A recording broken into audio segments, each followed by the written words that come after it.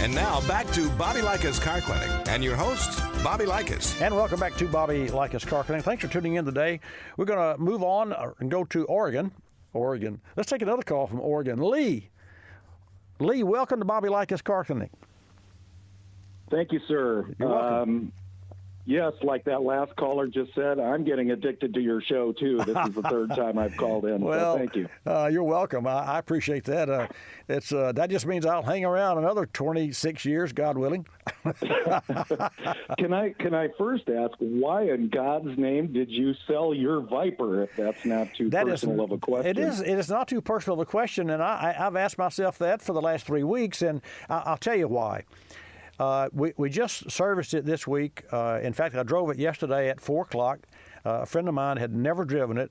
And this is a dear friend of mine, Pat Clark, and he said, before you sell it, can I ride in it? And so we went up yesterday at 4 o'clock, and I filled it up with gas for the gentleman who's buying it because he's a good buyer. We serviced the oil this week in it, and in May of 2015, from May of 2015 to this week, I had driven it 400 miles in 2 years. I have I lost the use of the right arm, most of the use of the right arm. I'm left-handed now after 50 years of being right-armed.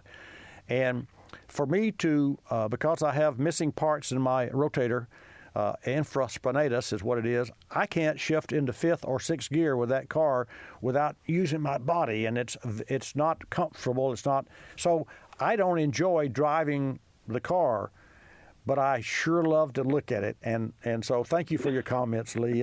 It's well, you still have. I believe you got a 911 Porsche too. I do. So that ought to console you a little bit. Yeah, it will. How can I help you? Thank you for your consideration, your words. I appreciate. First, kind of a couple parts, but quickly, can you give a recommendation for what a car owner can do? Like your list of things to keep track of. Yes. For example, my 88-year-old dad, decades ago, said, if you're going to do one thing, change the oil religiously every 3 years. I mean, every 3,000 miles. Every 3,000 miles, right. I know what you meant, yeah.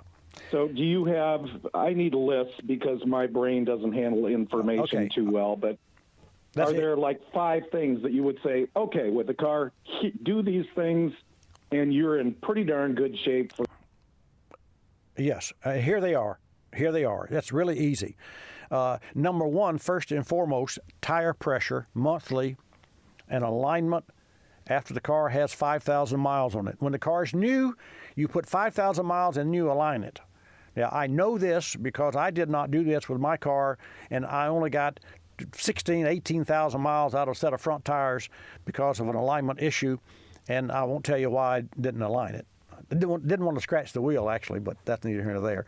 So tire pressure and alignment, that's number one on the list. I mean, because that gets a beating even though you take care of the car. Number two, engine oil and filter, and I say 5 to 7,500 miles oil and filter using synthetic oil. Number three, windshield wipers annually. Throw the old ones away, put new wiper blades, because if you don't, the grit embeds in the rubber, and that's what scratches windshields. And so you don't think about that until you don't think about windshield wipers until it rains. So every year replace them. Number four, transmission fluid, and that should be about 30,000, 35,000 miles.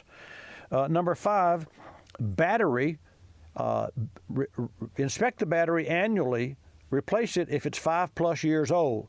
And you heard me open the show today, I've got a 4-year-old car plus, and I had to replace the battery. So I have heartburn there because it's not from a lack of maintenance there. And besides, it was a maintenance-free battery.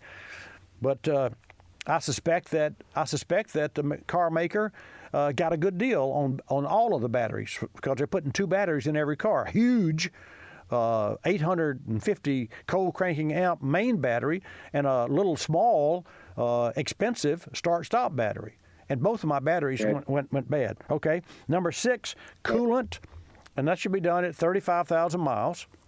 Number 7, drive belts at $50,000.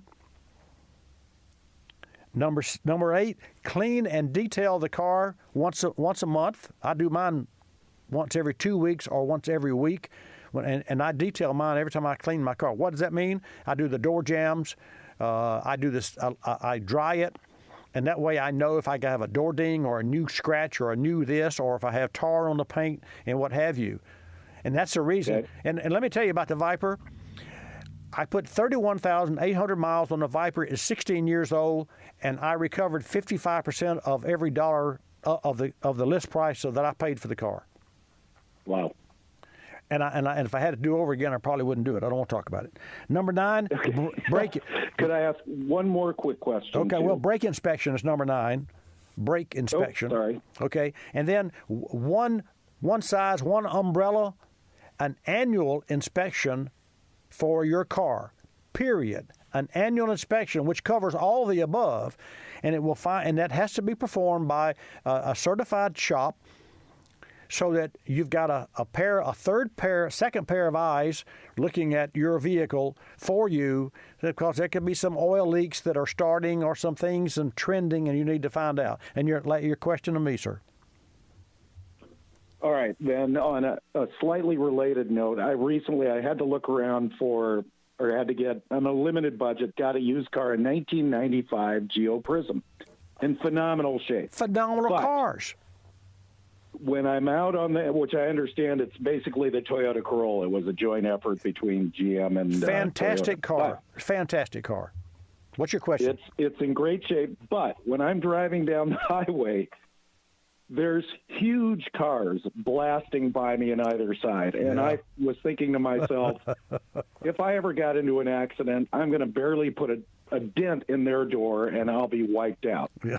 So do you have some general rules? I know you've talked in the past like you love Toyota and Lexus for used cars. Is there anything that and I think you once said you would rather have a newer car with a lot of miles than an older car with less miles because of safety features and that sort of stuff. So again, is there a short list of, in all your experience you've gotten over the decades, of what you would look for in used cars? Well, that's such a huge question and I've got a hard break coming up. It's so subjective because it all depends on the budget of the buyer and what the buyer likes and what the needs of the buyer are. So, there's SUVs. There's, I just say this. You're right about the Toyota. I think used Toyota products are the best buys. I have to think about that. Call me back another time and let's talk about that. I have to take a hard break. Coming back with Jim and Richard. Don't touch your dial either, folks.